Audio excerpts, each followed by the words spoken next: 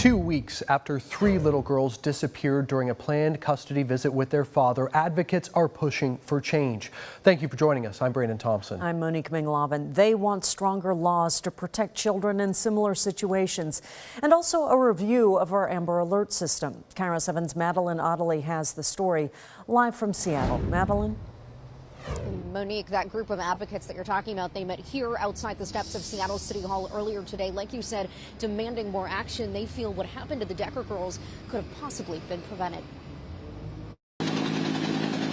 An indescribable tragedy.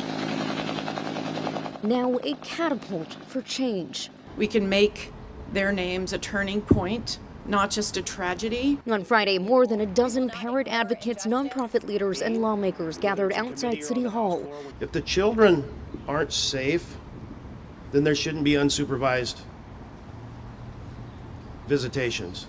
They want stronger laws to protect kids, especially in custody fights, more training for judges, and more weight on previously identified risk factors. I only needed one person in family court to listen to me, and not one person did. Kathy Sherlock was forced to the front of the fight in 2018. She was my first love of my life. After losing a child in a similar case to what happened to the Deckers. Her 7-year-old Kaden was killed on a planned custody visit with her biological father. I knew she fought for her life.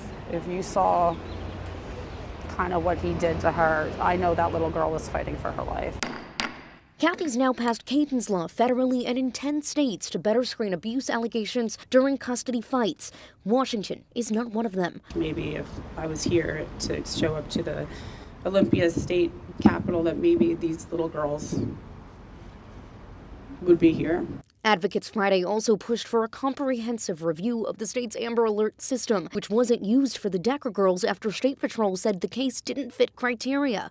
We must ask, are there gaps in Washington's Amber Alert system?